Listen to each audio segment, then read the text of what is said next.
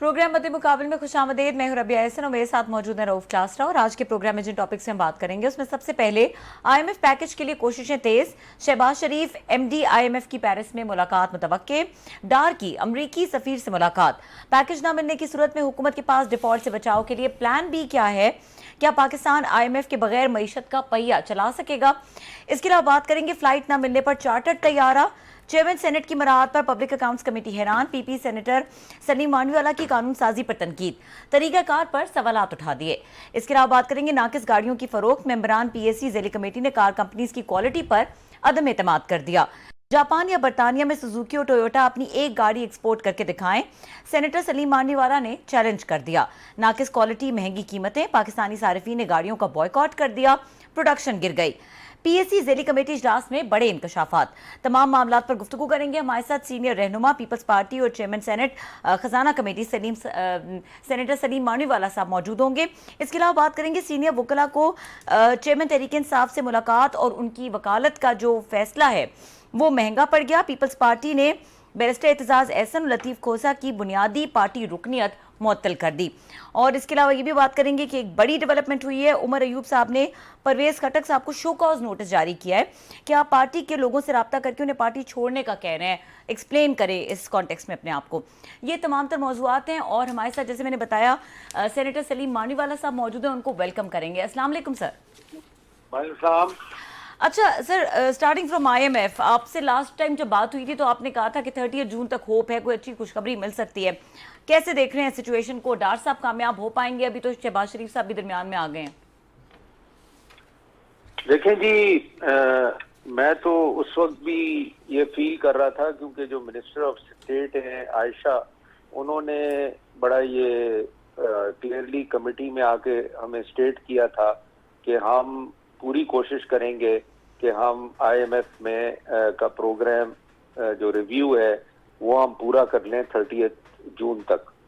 तो वही बात मेरा ख्याल डार साहब भी यही कोशिश कर रहे हैं कि हम आईएमएफ का रिव्यू पूरा कर लें। आपने देखा आज वो सफीर से मिले, वो अमरीकी सफीर से वो इसीलिए मिले हैं कि उनकी सपोर्ट मांगी है कि उनका रिव्यू कंप्लीट हो जाए। अच्छा, ये भी बताइएगा सलीम मानवीवाला साहब कि ये जो एपिक्स कमेटी माशी मामलात की, उस पर ये जो फोरम बनाया गया है और इसमें आर्मी चीफ की भी प्रेजेंस है, क्या पॉजिटिव आउटकम्स नजर आ रहे हैं? और इस वक्त जिस हालात पे हमारी मईशत खड़ी हुई है, कितना जरूरी था ये फोरम बनाना? देखिए, ये फोरम भी is part of charter of economy की जो हम बात करते हैं ना, basically this forum is to assess कि पाकिस्तान में इन्वेस्टमेंट क्यों नहीं आ रही, कहाँ मसाइल हैं, किस इदारे की वजह से मसाइल हैं, क्या इश्यूज हैं।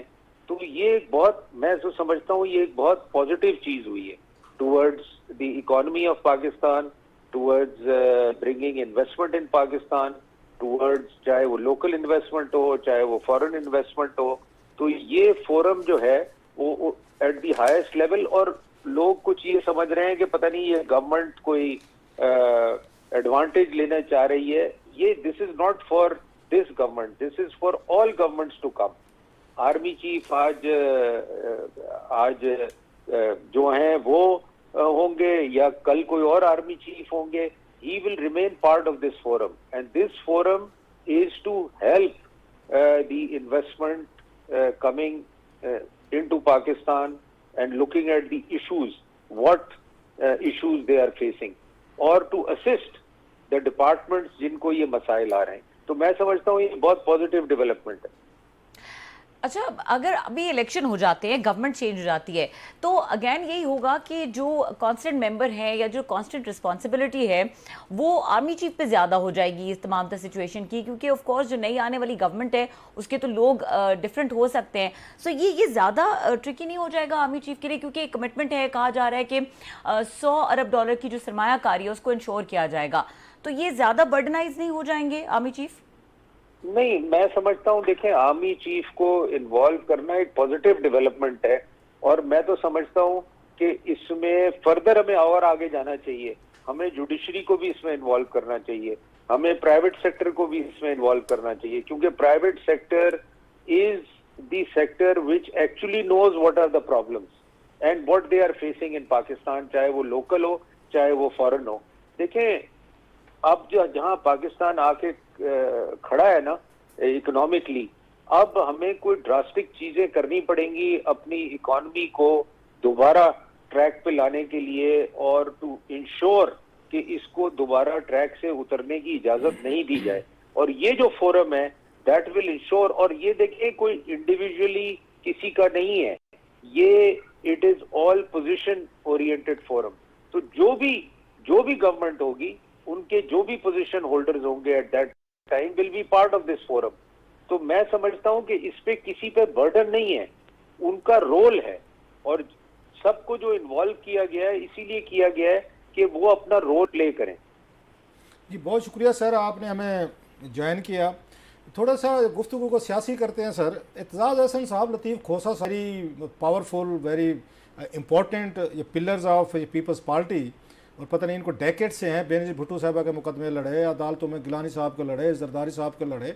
उनके बगैर तो शायद अगर ये समझा जाएगा कि पार्टी जो है वो शायद अधूरी है. आज उनको नोटिस सर्व कर दिए गए हैं सर कि आप लोग जो है बुनियादी रुकनियत उनकी पे उस पर एक्शन किया गया है, प्लस शायद पार्टी से निकाला जाएगा. Sir what went wrong?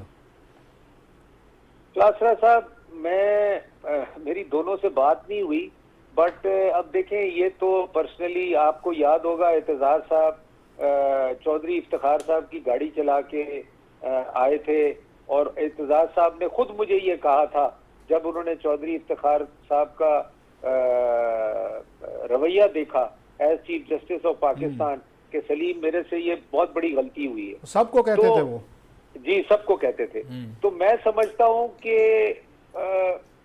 मतलब ये दोनों हमारे इतने सीनियर ओहदेदार हैं पार्टी के, तो अगर उन्होंने कोई डिसीजन लिया है तो या तो वो ये समझते हैं कि ये डिसीजन से शायद उनकी सियासत में कोई फर्क आएगा या उनकी आइडियोलॉजी में कोई फर्क आएगा, तो ये उन्हीं को पता हो सकता है. जी मेरी दोनों से बात नहीं हुई इस इशू पे कि आपने ये क्यों स्टेप लिया है और आप इस डायरेक्शन में क्यों गए हैं, और after spending all your life with People's Party why you decided to take this step.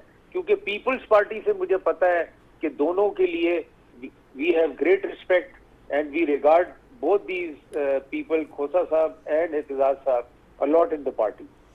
अच्छा सर, आपको लगता है कि पीपल्स पार्टी को नुकसान होगा खोसा साहब और एतजाज साहब के जाने से या आपके निकालने से? Would there be any impact, या आपका ख्याल है खैर है? मुझे याद है बेनज़ीर भुट्टो साहबा की बात याद आ गई. 2007 में ये लंदन में अगस्त में रहमान मलिक साहब मरहूम के घर बैठे थे, तो एतजाज साहब उस वक्त भी ये ड्राइविंग कर रहे थे उन्हीं की, ये चीफ जस्टिस साहब की जिनका भी आपने कहा इफ्तिखार चौधरी साहब की.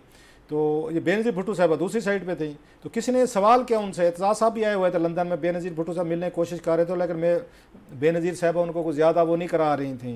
ये मैं उसका विटनेस हूँ. नवाज शरीफ साहब के कैंप में उनकी ज़्यादा उनकी पजीराई हो रही थी. तो बेनज़ीर भुट्टो साहब ने प्रेस कॉन्फ्रेंस की थी, रहमान मलिक साहब के घर में मौजूद था वहाँ पे उस एजवे रोड पर. तो किसी ने सवाल किया जी एतजाज साहब आए, शायद मैंने किया था या ये अरशद शरीफ हमारा दोस्त साथ था या किसी और ने किया, अब मुझे ये नहीं याद. बड़ा सवाल हुआ कि एतजाज साहब आए हुए हैं और वो जो हैं आपकी पार्टी की पॉलिसी कुछ और है, उनकी पार्टी की पॉलिसी कुछ और चला रहे हैं, तो आप इस पर क्या करेंगी? तो बेनज़ीर भुट्टो साहब ने बड़ा एक खूबसूरत जवाब दिया था, मुझे आज तक याद है. शायद उनकी, मेरा ख्याल है उनकी बर्थडे भी है आज, if I am not wrong. तो उन्होंने कहा जनाब कि पार्टीज, डेमोक्रेटिक पार्टीज में लोग आते जाते रहते हैं, it doesn't make any difference, कि ठीक है वो अपना मर्जी से जाना चाहते हैं चले जाएं, लेकिन पार्टीज में लोग जाते भी हैं आते भी हैं. आप बीबी की उसी बात को एंडोर्स करें कि पीपल्स पार्टी के लोग पार्टीज में आते हैं जाते हैं, फिर आ जाते हैं, फिर चले जाते हैं? आई एम सॉरी बात जरा लंबी होगी, बट जस्ट नहीं क्लासरा साहब, मैं इस जो आपने बात की है बीबी की, मैं उनके साथ दुबई में था जब वो एग्जाइल में थी, तो उन्होंने भी एतजाज साहब के बारे में मुझे इसी किस्म की बात की, मगर थोड़ी डिफरेंट की. मैंने कहा जी what is the issue with Aitzaz sahab? तो वो कहती है Salim, the issue with Aitzaz is के he forgets the party and he decides and takes a decision and go on his own. तो ये एतजाज साहब का एक आप ये समझ लें हमेशा से मसला रहा है कि वो एट टाइम्स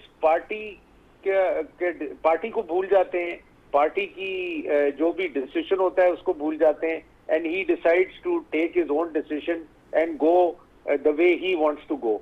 तो वो मुझे भी यही बताया करती थी कि मुझे समझ नहीं आती कि why Aitzaz does this, and then he also continues to stay in the party.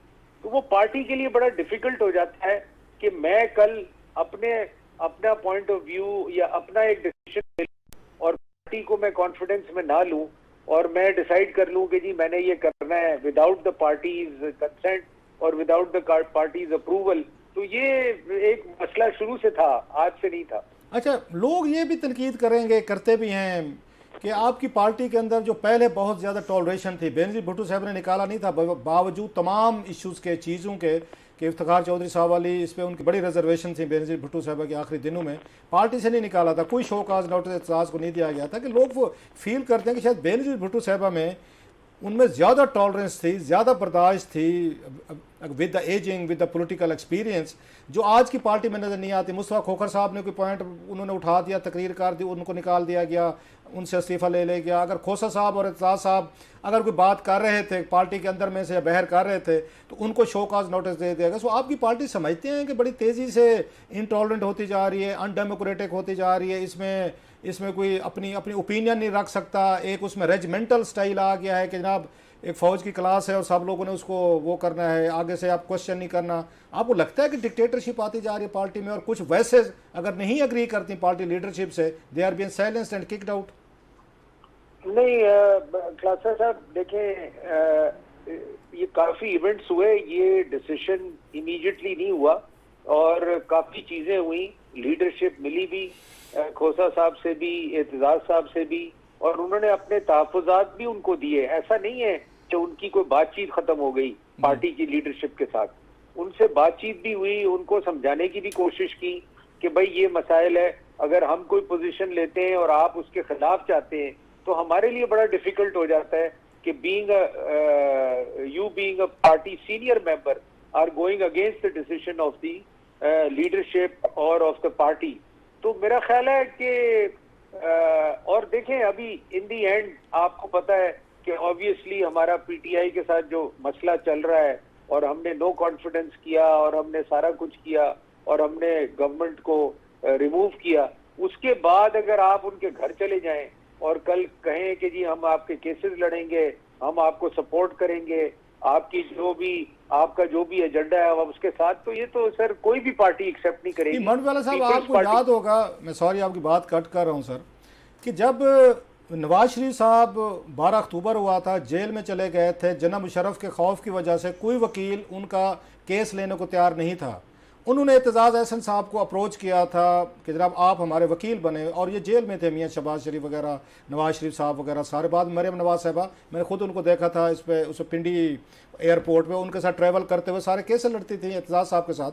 तो मैंने एतजाज़ साहब से एक दफ़ा पूछा, मैं कि जनाब आप तो बड़े बिटर ये थे, कैसे लड़ा केस? बेनज़ीर भुट्टो साहबा तो पाकिस्तान उनकी वजह से छोड़ गई थी 99 में अर्ली में, कि नवाज शरीफ साहब मुकदमे किए थे जरदारी साहब को, उन्होंने सजाएँ दिलवाई थी हाई कोर्ट से, उसके लाहौर से जस्टिस क्यूम के जरिए, आप उनकी वकालत करने पहुँच गए थे। उनका जवाब सुने सर, उन्होंने कहा जनाब कि अगर मैंने बेनज़ीर भुट्टो साहबा से रब्ता किया था, उनसे पूछा था कि मुझे कह रहे हैं कि मैं इनके केस से लड़ूं, आप हुक्म करें क्या करना है। तो बेनज़ीर भुट्टो साहब ने कहा ठीक है लड़ लें। तो बेनज़ीर भुट्टो साहब ने तो अपने वर्स्ट एनिमीज़ जो थे, जिन्होंने उनको जेलों में डाला, सजाएं करवाई, उस पर भी एतजाज़ साहब को उन्होंने अलाउ कर दिया था। तो आज अगर खोसा साहब और एतजाज़ साहब इमरान खान साहब का केस लड़ना चाहते हैं तो आपको वो नहीं रखनी चाहिए, एक स्पिरिट या प्रोफेशनल, एक इतनी आज़ादी तो उनको होनी चाहिए वकील को। सर आप तो वकील रहे हैं सारे। वो क्लासा साहब, सिर्फ केसेस लड़ने की हद तक मामला नहीं है सर। केसेस, अगर सिर्फ केसेस लड़ने की बात होती तो वो अलग होती, ये बात कुछ उससे ज्यादा है। और मतलब जो बातें हम तक पहुंची हैं कि जी उनके लोग भी पीटीआई ज्वाइन करना चाहते हैं, वो इलेक्शन भी लड़ना चाहते हैं पीटीआई के टिकट पे, तो ये बात कुछ सिर्फ केस लड़ने तक की नहीं है, ये उससे थोड़ी आगे बढ़ के है। तो जाहिर सी बात है, जब आपके ये ऐसी बात है कि कल मैं जाके मिलना शुरू कर दूं और मैं किसी भी कॉन्टेक्स्ट में मैं मुलाकातें करूं और मैं बातें करूं कि जी मैं कल पीटीआई में भी अपना पोजीशन रखना चाहता हूं और मैं पीपल्स पार्टी में भी रखना चाहता हूं, और कल मुझे जहां एडवांटेज होगा मैं वहां चला जाऊंगा, ऐसे तो नहीं हो सकता। अच्छा, आपको ये तो नहीं लगता मांडविया कोई भी साहब, एक्सेप्ट नहीं करेगा। आपने बड़ी अहम बात की अभी अपनी गुफ्तगू में, वहां से क्लू लेते हैं जरा, ये तो नहीं सोच लिया जो आपकी पीपल्स पार्टी के बड़े बड़े लोग थे कि पीपल्स पार्टी जो है अब पंजाब में ख़त्म हो चुकी है, वोट बैंक नहीं है, पंजाब में हुकूमत नहीं बना सकती, ये कभी सेंटर में नहीं आ सकती, पंजाब पहले नवाज शरीफ साहब के पास था, फिर इमरान खान साहब के पास चला गया है, हमारी पीपल्स पार्टी की स्पेस नहीं रही, लिहाजा कल को एतजाज साहब हूँ, खोसा साहब जिनको माजी में पीपल्स पार्टी सेनेटर बनाती रही है क्योंकि स्ट्रेंथ थी आपकी पंजाब असम्बली में, उन्हें लगता है कि अब तो हमारा वोट ही नहीं, हम तो आ नहीं सकते, लिहाजा हम क्यों यहाँ पे अपने आप को ज़ाय करें। ये तो पावर पॉलिटिक्स है, वही आप वाली बात मफाद की बात है। अब उन्हें लगता है कि इमरान खान साहब के साथ हम खड़े होते हैं, जैसे बाबरवान साहब बहुत पहले चले गए थे तो हम भी चले जाते हैं सर वहाँ पे। तो लगता है कि पीपल्स पार्टी का वोट बैंक कम होने से, सीटें कम होने से और उसका पर्सपेक्टिव या उसका प्रॉस्पेक्ट फ्यूचर जो है वीक होने की वजह से एतजाज साहब भी, खोसा साहब भी वही रूट ले लें जो कभी उन्होंने ले लिया था बाबरवान साहब ने। क्लासरा साहब आप बिल्कुल सही कह रहे हैं, आपकी असेसमेंट बिल्कुल सही है। और ये सिर्फ एतजाज साहब और खोसा साहब ने की बात नहीं है, और भी हमारे लोग काफी पुराने इसी तरह चले गए थे और वो यही सोच के कि जी पीपल्स पार्टी खत्म हो गई है। आप तो पंजाब की बात कर रहे हैं, एक वक्त तो ऐसा था कि लोग समझते थे पीपल्स पार्टी वैसे ही पूरी फारिग हो गई है।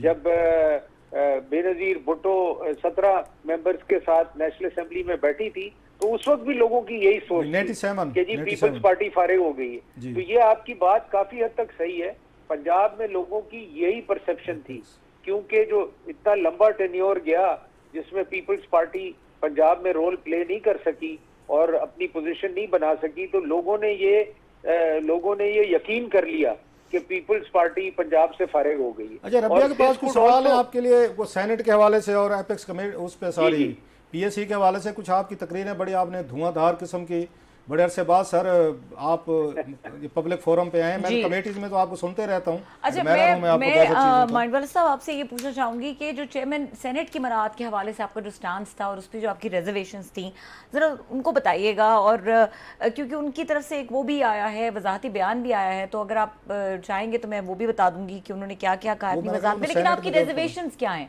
बुनियादी तौर पे? जी देखें, पहली तो रिजर्वेशन ये है कि ये बिल किसी मेंबर को दिखाया नहीं गया। कुछ मेंबर थे जिनको कॉन्फिडेंस में लिया गया, जिनके साथ मिलके ये बिल बनाया गया।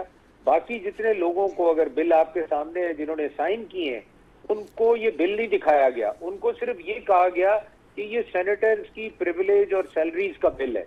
उनको आइडिया ही नहीं था कि हमने क्या बिल साइन कर दिया है। और ये मुझे काफी सेनेटर्स ने, जब मैंने उनसे पूछा हमारी पार्टी के और दूसरे पार्टियों के, तो सबका यही जवाब था कि हमने तो बिल देखा ही नहीं है। तो ये इस किस्म की चीज करना और ऐसे मौके पे करना जिस वक्त पाकिस्तान के हालात आपके सामने हैं, बजट के मतलब इतना बड़ा डेफिसिट का बजट पाकिस्तान ने पेश किया है और जिसमें आम आदमी के लिए कुछ भी नहीं है, उसके बावजूद अगर आप अपने लिए ये चीजें इस मौके पे लेंगे तो इससे तो पार्लियामेंट का जी सॉरी टू से इमेज और पार्लियामेंटेरियंस की पोजीशन इतनी डिग्रेड कर दी आपने कि हर आदमी ये सोचेगा इनको लोगों की तो परवाह ही नहीं है, इनको तो सिर्फ परवाह है अपने दफ्तरों की और हमें क्या मराहत मिलेंगे और रिटायरमेंट के बाद क्या मराहत मिलेंगे और क्या चीजें मिलेंगी। तो मुझे तो ये बिल जब मेरे सामने आया तो मुझे तो समझ नहीं आई। मैं एक्चुअली बिजी था बजट में, मैं आ ही नहीं सका हाउस में क्योंकि इस दफा बड़ा प्रेशर था जल्दी बजट करने का, क्योंकि लोग हज पे जा रहे थे और सारा मसाइल थे, तो वो चाहते थे कि सेनेट से जल्दी बजट हो जाए। मगर मैं आपको बताऊं कि इससे बुरा बिल मैंने आज तक सेनेट के लिए, सेनेट के दफ्तरों के लिए, चेयरमैन के लिए मैंने कभी नहीं देखा। और मैं जब डिप्टी चेयरमैन था उस वक्त भी ऐसा एक बिल आया था और I was sitting deputy chairman, और वो भी बिल मेरे पीछे बनाया गया मुझे बताए बगैर, हालांकि उसमें मैं बेनिफिशियरी था। और मुझे जब पता चला तो मैंने फिर जाके, अगर आप चाहेंगे तो वो रिकॉर्डिंग में आपको भेजूंगा, कि मैंने उसको अपोज किया। मैंने कहा ये कैसे हो सकता है कि चेयरमैन और डिप्टी चेयरमैन की मराद बढ़ाई जाए और हम सेनेटर्स को भूल जाएं। पहले तो हमारी रिस्पॉन्सिबिलिटी सेनेटर्स के ऊपर है कि हम उनकी सिचुएशन देखें, उनके जो इश्यूज हैं उनको एड्रेस करें, फिर हम अपनी फिक्र करें। और इस दफा वही हुआ कि हमने वही चेयरमैन, डिप्टी चेयरमैन, इनके दफ्तरों को जितनी मराद दे सकते थे हमने दी, और सेनेटर्स को हम भूल गए। उनको मैंने ये वर्ड भी यूज किया सेनेट में कि जी लॉलीपॉप दे दी हमने उनको कि जी 20 रुपए पर किलोमीटर हम आपके बढ़ा देंगे वो गाड़ी चला के सेनेट में आएंगे। तो मैं समझता हूं कि इस वक्त कोई किसी किस्म की भी मराद नेशनल असेंबली के लिए, सेनेटर्स के लिए मांगना और लेना बहुत ही गलत है, और बड़ा रॉन्ग इंप्रेशन जाता है पूरी अवाम के अंदर कि ये क्या कर रहे हैं हमारे पार्लियामेंटेरियन, पब्लिक रिप्रेजेंटेटिव जिनको हम इलेक्ट करके भेजते हैं, उनको हमारी तो परवाह है नहीं और अपनी मराद की परवाह है। अच्छा सर, अभी आपसे हमने 2-3 और इश्यूज रहते हैं जो गाड़ियों की नाकिस प्रोडक्शन हुई है, आपने बड़ी बहादुरी से ये इशू रेज किया। लोग तो बेचारे पिटते रहते हैं, लेकिन अमूमी तौर पर हम देखते थे कि हुकूमती लेवल पे ये चीज़ें नहीं आती थी।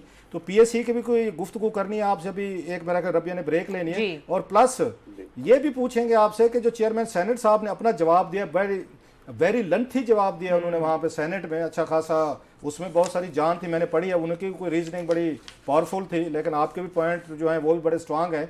उससे भी ज़रा आपसे पूछेंगे कि आप उनकी ये वजाहत जो आई है चेयरमैन साहब को, उससे मुतमईन है या नहीं है। मैंने कहा रबिया एक ब्रेक ले ले, तो सर ब्रेक के बाद ज़रा और भी 2-4 चीज़ें रहती हैं।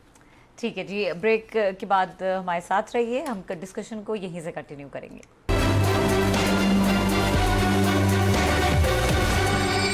वेलकम बैक, और हमारे साथ मौजूद है सलीम मानवीवाला साहब। मानवीवाला साहब, 19 जून को सेनेट इजलास में जो चेयरमैन सेनेट है उन्होंने वजाहत जारी की इस बिल के हवाले से, उसके कुछ इंपॉर्टेंट पॉइंट्स है, मैं ज़रा 1-2 बता देती हूँ। आप इससे सेटिस्फाइड हैं? जो उनका जवाब है वो कहते हैं जी मैंने आज तक अपने ऑफिस में एक सरकारी पैसा नहीं लगाया, और किचन के खर्चे को 50,000 रुपये किया है, ये घर का नहीं दफ्तर का किचन है। फिर उन्होंने कहा कि लिखा है जब चेयरमैन सेनेट का घर फर्निश होगा, अगर वो प्राइवेट घर में रहेगा तो 50,000 रुपये में फर्निश करेगा। ठीक है, 1975 में 50,000 रुपये बड़ी रकम थी, इसको हमने तब्दील किया है। फिर उन्होंने ये भी कहा कि मैंने आज तक एक TADA नहीं लिया, और साथ में उन्होंने ये भी कहा कि चेयरमैन सेनेट के डेली अलाउंस को 1750 रुपए से 10,000 रुपए किया, which she thinks that is justified. उन्होंने कहा कि मैं भी कहता हूं कि नहीं लूंगा, कोई ऐसा चेयरमैन तो आएगा जिसको जरूरत पड़ेगी, वो क्यों ना ले। तो और भी बहुत सारी चीजें उन्होंने कही है, लंबा चौड़ा जवाब है, ये वजाहत है। आप कैसे देख रहे हैं इस वजाहत को? जी, पहले तो मैं आपको एक बात बता दूं कि चेयरमैन सेनेट और डिप्टी चेयरमैन के सेनेट के दफ्तर पे कोई उनके अपने पर्सनल खर्चे पे कोई रिस्ट्रिक्शन नहीं है, कोई लिमिट नहीं है, ये मैं आपको बता दूं। चेयरमैन सेनेट और डिप्टी चेयरमैन सेनेट जो मर्जी आए खर्चा, जो मर्जी आए ट्रैवल कर सकते हैं, जहां चाहे रहना वहां रह सकते हैं, जहां चाहे जाना वहां जा सकते हैं, उन पे कोई रिस्ट्रिक्शन नहीं है, कोई लिमिट नहीं है। और दूसरी चीज मैं आपको बताऊं, अगर कोई TADA नहीं लेना चाहता, अगर कोई पैसे नहीं खर्च करना चाहता सेनेट के अपने दफ्तर में, तो ये उसकी मर्जी है। देखें, ये कोई जबरन आपको नहीं कहा जा रहा कि आप खर्चा नहीं करना चाहते या आप। और मैं आपको एक और मजे की बात बताऊं, ये PTI गवर्नमेंट ने मिनिस्टरों के ऑफिस में जो खर्चे होते थे और हमारे ऑफिस में जो खर्चे होते थे वो बंद कर दिए थे। तो ये तो वैसे ही गवर्नमेंट ने बंद कर दिए थे कि कोई मिनिस्टर अपने दफ्तर में खर्चे नहीं करेगा एंटरटेनमेंट के, और जो खर्चे पहले हुआ करते थे। तो जो बातें ये कर रहे हैं, देखें, ये वो बातें कर रहे हैं जो ये अपनी जाती कर रहे हैं। अगर मैं TADA नहीं लेना चाहता, मैं भी कई दौरों पे, ऑफिशियल दौरों पे गया हूं खुद पैसे देके, ये कोई जस्टिफिकेशन नहीं है इस बिल के लिए। और ये कहना कि जी प्लेन आप अगर एयरलाइन नहीं मिलेगी तो जहाज चार्टर करने की इजाजत होगी चेयरमैन सेनेट को, फैमिलीज को मेडिकल अलाउड होगा, चाहे वो अच्छा। और ये सारी अमराज जो है चेयरमैन सेनेट की ऑफिस तक है, मेंबर को इसका कोई फायदा नहीं है, मेंबर को इसका कोई एडवांटेज नहीं है। उसको तो सिर्फ 20 रुपए पर किलोमीटर दिया जा रहा है और उसको कुछ भी नहीं मिल रहा, उसकी सैलरी भी वही है, उसका सब कुछ वही है। तो ये अमराज को अगर आप कैलकुलेट करें, आज भी 8 आदमी रिटायर्ड चेयरमैन सेनेट के घर पे सेनेट की तरफ से प्रोवाइडेड है। आज भी जो फैसिलिटीज है वो सेनेट की तरफ से उनको प्रोवाइडेड है। आपने उसको बढ़ा के 12 कर दिए, मतलब आप क्या करने जा रहे हैं? आप लें या ना लें, देखें ये कोई बात नहीं है कि जी मैंने एक पैसा खर्च नहीं किया सेनेट का, ये क्या बात हुई? आप मुझे ये बताएं, जितने आपने ऑफिशियल दौरे किए, क्या आपने सेनेट से टिकट नहीं लिया? ये तो आप झूठ बोल रहे हैं, ये तो आप गुमराह कर रहे हैं सारे हाउस को इस किस्म की बातें करके। आप जितने सेनेटर्स को बाहर लेके गए, जितने आपने दौरे किए, क्या आपने खुद टिकट लिया? आपने जितने और चीजें की, क्या आपने खुद नहीं लिया? ये क्या बात कर दी कि आपने, मैंने टीएडीए नहीं लिया, मैंने चाय के पैसे खर्च नहीं किए? ये तो वो क्या कहते हैं, कहावत चूरन बेचने वाली बात है। तो आपने मैं तो कहता हूं बिलियंस का इसके ऊपर पैसे खर्च कर दिए इस बिल के ऊपर, जो आप कह रहे हैं इसमें कोई पैसे ही इन्वॉल्व नहीं है। मतलब ये क्या, किस किस्म की जस्टिफिकेशन थी? मैं तो उस वक्त कहना नहीं चाहता था कि आप इस हाउस के साथ झूठ बोल रहे हैं, आप इस हाउस को गुमराह कर रहे हैं ये वजाहतें देके। ये मैं अगर एक एक इसकी शिक की वैल्यूएशन करना शुरू करूं जो आपने की है, और फिर एक क्लॉज आपने नहीं देखा जो 20 या 21 है, उसमें ये कहा जा रहा है कि जो भी कमेटी डिसाइड करेगी, सेनेट की finance committee in the future, वो भी मतलब इम्प्लीमेंट कर दिया जाएगा। तो ये तो एक ऐसी आपने ब्लैंक जिसको कहते हैं, और सेनेट कमेटी का खुद मैं मेंबर रह चुका हूं, एक मेंबर उसमें नहीं बोलता, सब चुप करके बैठे रहते हैं। जो चेयरमैन साहब कह दें हाँ जी ये हो जाएगा, सबसे बात की होती है, सब जी हाँ जी करके उठ जाते हैं, और कई दफा तो मेंबर ही नहीं होते फाइनेंस कमेटी में, या उनको बुलाया जाता है for the sake of attendance. तो ये सब एक आप ये समझ लें, justification was hoax, it was a bogus justification जो कि दी गई। और मुझे तो बड़ा दुख हुआ ये सुन के कि बेचारे सेनेटर जो है हमारे, वो सुन रहे थे और तालियां बजा रहे थे। किस चीज की तालियां बजा रहे थे मुझे खुद समझ नहीं आई। सर आपने बड़ा तफसील से उस पर तो बात की, थोड़ा सा उस पर आते हैं। पीएससी की कमेटी में आपने फिर वहाँ पे भी, जैसे अभी इस मसले पे आपने ब्लास्ट किया, वहाँ पे इससे भी बड़ा ब्लास्ट किया आपने कि वो जो ये आके नाकिस किस्म की गाड़ियाँ हैं और पाकिस्तानी अवाम को लूटा जा रहा है, बल्कि वो बताया गया है कि प्रोडक्शन उसकी कम हो गई है और 3 अरब रुपए लोगों को 4 अरब वापस किए गए हैं। तो आपने कहा जनाब कि कोई आपने चैलेंजेस दिए हैं टोयोटा कंपनी को और उसको सुजुकी को, तो जरा वो तफसील बताया सर, वो क्या सर वहाँ पे मैच पड़ा? क्लासा साहब इसका मैं थोड़ा बैकग्राउंड दे दूं आपको सर। इसका बैकग्राउंड ये था कि पीएसी कमेटी में ये इशू डिस्कस हुआ, मेन पीएसी कमेटी जी, और वहां 2 इश्यूज डिस्कस हुए, एक गाड़ियों का और एक फर्टिलाइजर का, कि इसमें दोनों में माफियाज बन गए, कार्टेल्स बन गए। तो उस पर सब कमेटी बनाई गई, जिसमें नूर आलम साहब ने मुझे कहा कि ये गाड़ियों का इशू आप देखें, क्योंकि आपको थोड़ी इसकी समझ है, आपको पता है कि ये गाड़ियों में हो क्या रहा है। तो मैंने कहा जी ठीक है, मैं इसको देख लेता हूं। तो द फैक्ट इज कि हमारे मुल्क में एक तो गाड़ी मैन्युफैक्चरर्स हैं नहीं, they are assemblers and they are not actually manufacturers. Toyota यहाँ आके गाड़ियां असेंबल कर रहा है, अपने पार्ट्स यहाँ भेज रहा है, जो पार्ट्स यहाँ बन रहे हैं वो नाकिस बन रहे हैं। सुजुकी आप सोच लें, मैं तो शौक हूं सुजुकी पे कि it is 100% Japanese company now, कोई उसमें पाकिस्तानी इंटरेस्ट नहीं है, कोई उसमें पाकिस्तानी का शेयर नहीं है। एंड मैं कहता हूं इतनी होपलेस और इतनी बेकार सुजुकी का नाम लगाना उसके ऊपर, अगर सुजुकी इस वक्त जिंदा होता जिसने सुजुकी शुरू की है जापान में, तो परेशान हो जाता कि मैं ये क्या गाड़ी बना रहा हूं। तो ये चीजें मतलब इनको भी एहसास करना चाहिए।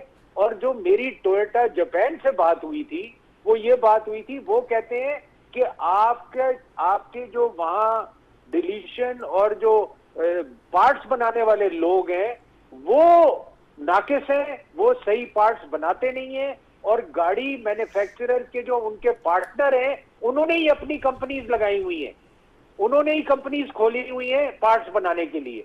तो ये पूरा एक बहुत बड़ा इशू है जो कि कभी एड्रेस नहीं हुआ। आपने क्या चैलेंज दिया सर? आप सुजुकी और टोयोटा का चैलेंज क्या दिया आपने? सर मैंने चैलेंज ये दिया कि अपनी सुजुकी आप जापान में जाके मुझे दिखा दें, ये मेरा चैलेंज है। अपनी टोयोटा जो पाकिस्तान में बनती है वो जापान में अगर जाके मुझे दिखा दें कि वो अलाउ भी करते हैं इस गाड़ी को रोड पे आने के लिए कि नहीं। अच्छा मानीवाला साहब, एक आपने मैन्युफैक्चरर्स की तो बात की और बड़ी बिल्कुल ठीक राइटली पॉइंट आउट किया, लेकिन एक गवर्नमेंट का इदारा भी तो है, ये जो इंजीनियरिंग डेवलपमेंट बोर्ड है जिसका काम ही यही है, तो वो क्या कर रहा है? वो बस इनके साथ मिला हुआ है। It is part of the manufacturer. वो जैसे ये बोलते हैं वैसे वो करते जाते हैं।